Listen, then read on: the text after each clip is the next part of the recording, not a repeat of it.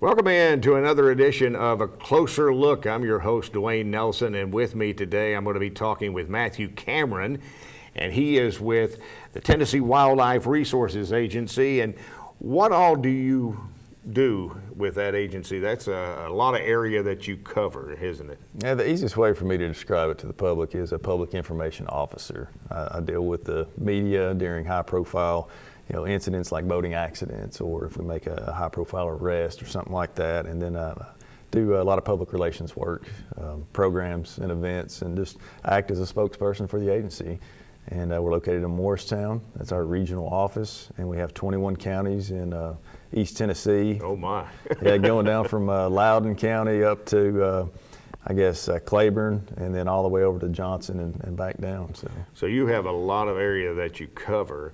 And of course, you have agents, I guess, in those areas that maybe are in a specific area or concentrate in a specific area. We do. Each county has 1 to 2 wildlife officers assigned to it, and there are times of the year that an officer may not have a whole lot to do in the summer months, like take Hancock County, for example. Got the river floating down through there, but in the wintertime, they got their hands full up there with all the poaching going on. So it's a trade-off, and officers move around from county to county now, and we think of it more as region-wide or district-wide wildlife enforcement as opposed to specific county enforcement. They really help each other out. Now, what all do you do? I mean, what are the officers, what is their job responsibilities? A wildlife officer primarily enforces the state hunting and fishing laws, as well as litter enforcement. And we are the boating safety police on the water. So we have the police boats out there and enforcing the Tennessee Safe Boating Act, and trying to keep the boaters safe on the waterways. Let's talk about boating safety, because summer months are here. It's going to be, the lakes I'm sure are going to be full of boaters. Maybe not so much around Boone because of the lower water level there, but it is really important for folks to do all the safety checks and make sure that they're safe on the water. It takes a lot of self-responsibility, personal responsibility. Like I said, we got 1 or 2 officers per county, and any lake on a holiday weekend in the summer, you might see several officers, but by and large, folks are out there by themselves a whole lot, and they need to be responsible for themselves and for their own boat. And it starts with having the proper safety equipment inside that boat. And we don't ask for a whole lot out there. We get called the water Nazis a whole lot, but hey, we're just trying to make sure the boaters go home safe. Right. And so we stop and inspect a vessel for compliance with state laws, and looking for a wearable life jacket for each person on board. It's got to be in good condition, and it has to fit the intended wear. And kids 12 and under have to have their life jackets on. So that's probably the first thing we're looking for, to make sure you've got that life jacket. And we can talk more about that as we go. But I'm also going to check for a fire extinguisher. Boats will burn hot and burn fast. Oh, yes. We've had several boat fires this year, and probably show some pictures of one recently up here on Watauga. One of the large cigarette boat, no pun intended, caught on fire and burned to the water line. So looking for a proper fire extinguisher, and looking for a valid registration. If your boat is powered in any way, an electric trolling motor, gas outboard engine, sail powered, anything like that, it's got to be registered. So if you're paddling it, you don't have a motor on board, you don't have to register it. And canoe and kayak fishing are really getting popular, so you don't have to register those. But if it's powered, you got to have a registration on it. Got to display it on the side of the boat. And so that's some of the basic things we're looking for when we stop you. And if you've got all those things in order, you got a sober operator, kids are in life jackets, probably not going to have any problems with us. But we do stop and inspect boats, and if we find a violation, issue citations just like a traffic officer would on the highway, and sometimes we do make arrests if we need to. Now, how tough is it to register a boat? Say a person, I'm sure that a business, if they go there, they'll help them out with that. But if you're buying it from an individual, what do they need to do to register that boat? If I buy a boat from you, Dwayne, for example, we just need a handwritten bill of sale. It doesn't have to be elaborate, just the date and the time and the property exchange there, and get that thing notarized. And then I would take it to my local county clerk's office, the same place you get your vehicle registered. So the first time I take that in there and I show them, I've paid for this boat, here's the price of it, got to pay taxes on that, I got to pay a sales tax on it, and get it registered that way initially. And then after that, it's just a matter of renewing that registration through TWRA.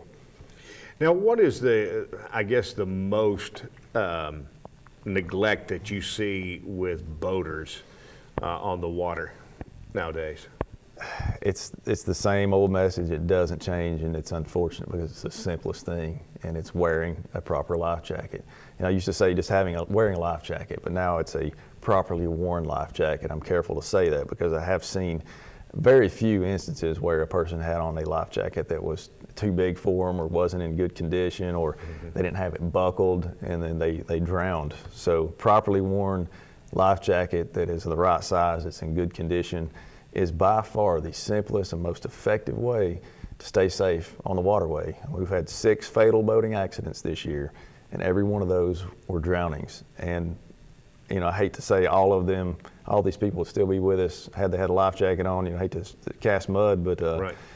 It's probably true. If they had those life jackets on, had them on the right way, they were in some dangerous waters in some instances, but you got that thing on, it gives you a fighting chance at least. Even if you do become unconscious or you have some sort of medical emergency, you're still floating, and that gives you an opportunity to be rescued at least. So wear that dang life jacket. It's like a seatbelt in a car. Well, it's like anything else. Even though you think that you're the greatest swimmer in the world and that you're invincible and bulletproof, you need that life jacket. We've seen several, and we see them every year. They're swimming fatalities. They're not necessarily boating fatalities.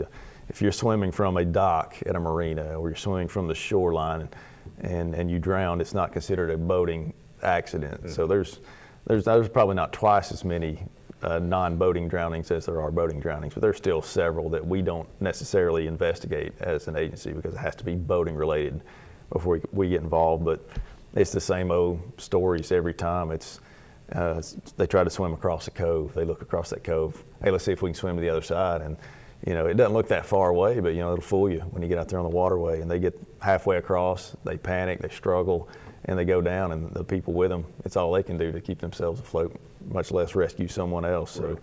So, if you're going to do something like that, have a floatable cushion with you. Have a life jacket with you.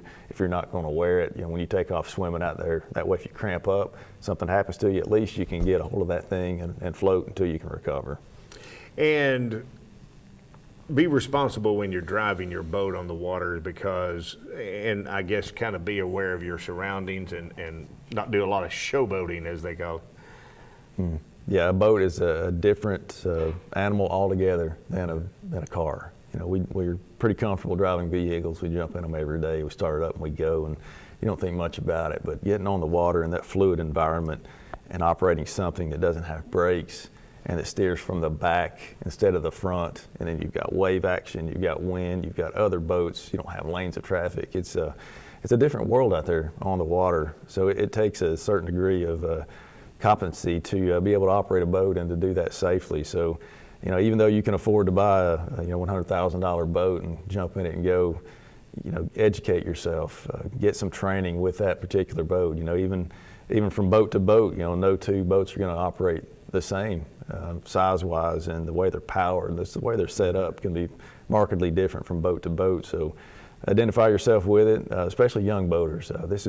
It's crazy. I don't really like saying it, but this is what the law says. If you are 12 years old in Tennessee and you have passed your boating safety exam and you have your certificate, your card with you, you can drive a boat. You can drive any boat in the state of Tennessee, from a jet ski up to a bullet bass boat to a yacht. A kid can get behind the wheel and go, and it's way too young. Yeah. So if you're going to allow your kid to operate any boat, any registered vessel out there, take time and train them, teach them how to do it.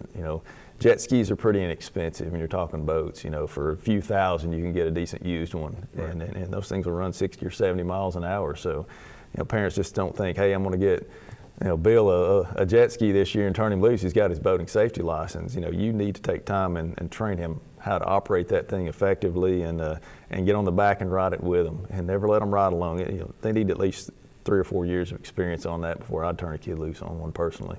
Right. And then, of course, drinking.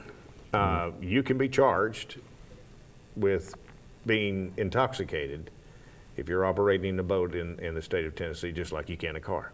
Yes, sir. And people don't take that seriously enough. And that's unfortunate. You know, from the first years when I started, back in '03, I guess, up until now, you know, been on the water a lot, and you stop a boat operator and he's been drinking, he's obviously impaired, and you ask them to get into your boat to do field sobriety tasks, you know, they think it's a big joke. You know, there's a few minutes, I'll be back in my boat and on my way, and then they find out pretty quickly that we take it as serious as we take anything that we do as law enforcement officers, is drinking and boating. So yes, you can be stopped, you can be put through the field sobriety task, and if we find probable cause to believe that you are impaired, we are going to take you to jail. There's no signing a citation. Right. And you show up for court, you have to be physically arrested. And the people that we arrest on the water, a lot of them have never been in any kind of trouble in their entire life. They're not used to dealing with law enforcement. You know, they would never drink and drive a boat or drink and drive a car.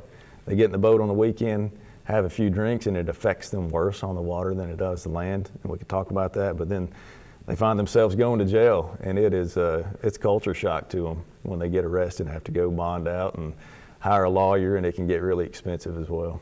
I understand that. We'll talk a little bit more about boating safety, and BUI as well, and we'll have more with Matthew Cameron from the TWRA here on A Closer Look.